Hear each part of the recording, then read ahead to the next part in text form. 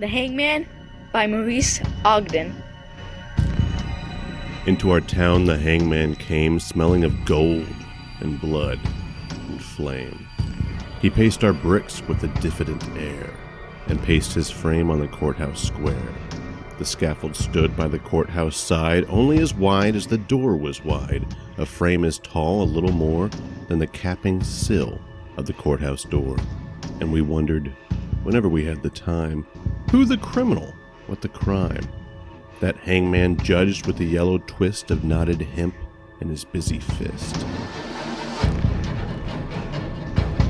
And innocent though we were, with dread we passed those eyes of buckshot lead, till one cried, "Hangman, who is he for whom you raised the gallows tree?" Then a twinkle grew in that buckshot eye, and he gave us a riddle instead of reply. "He who serves me best," he said, "shall earn the rope on the gallows tree." And he stepped down and laid his hand on the man who came from another land. And we breathed again for another's grief, that the hangman's hand was our relief, and the gallows frame on the courthouse lawn by tomorrow's sun will be struck and gone. So we gave him way, and no one spoke, out of respect for the hangman's cloak.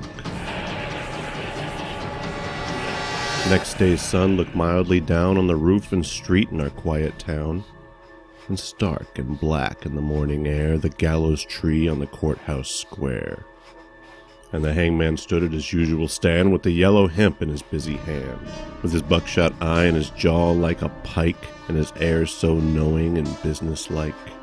And we cried, "Hangman, have you not done yesterday with the alien one?" Then we fell silent and stood amazed.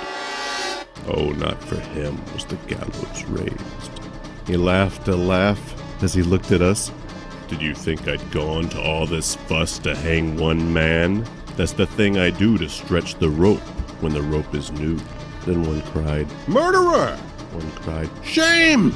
And into our midst the hangman came. "To that man's place do you hold," said he, "with him that was meant for the gallows tree." And he laid his hand on that one's arm, and we shrank back in quick alarm. We gave him way, and no one spoke out of fear of his hangman's cloak. That night we saw with dread surprise the hangman's scaffold had grown in size. Fed by the blood beneath the chute, the gallows tree had taken root. Now as wide, or a little more, than the steps that led to the courthouse door. As tall as the writing, or nearly as tall, halfway up the courthouse wall. The third he took, we all heard tell, was a usurer, an infidel, and "What," said the hangman, "have you to do with the gallows bound, and he a Jew?"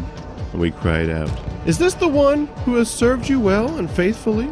The hangman smiled. "It's a clever scheme to try the strength of the gallows beam." The fourth man's dark, accusing song had scratched out comfort hard and long, and "What concern?" he gave us back. "Have you for the doomed in black?" The fifth and sixth, and we cried again, "Hangman! Hangman, is this the man?" "It's a trick," he said, "that we hangmen know for easing the trap when the trap springs slow."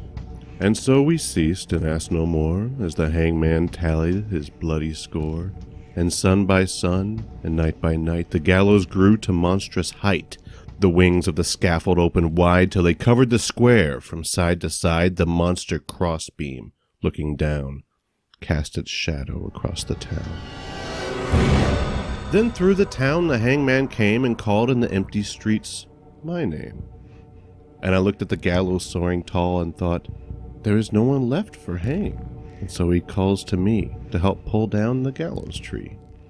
And I went out with right good hope to the hangman's tree and the gallows rope. He smiled at me as I came down to the courthouse square through the silent town, and supple and stretched in his busy hand was the yellow twist of the hempen strand.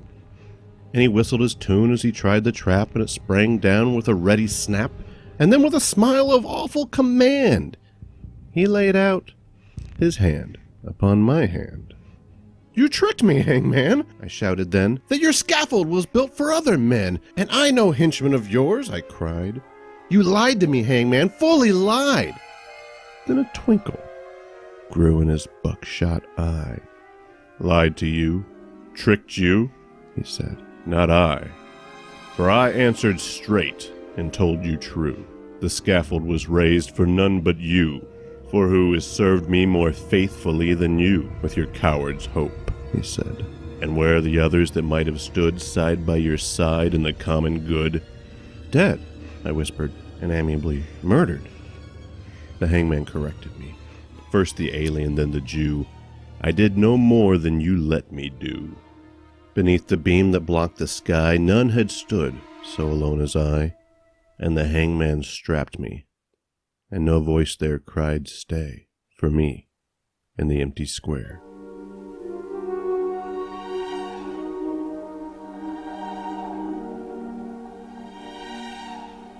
Find out more about the Right to Reason podcast at therighttoreason.com. Listen to it at patreon.com/right. And never stop fighting for your right to reason.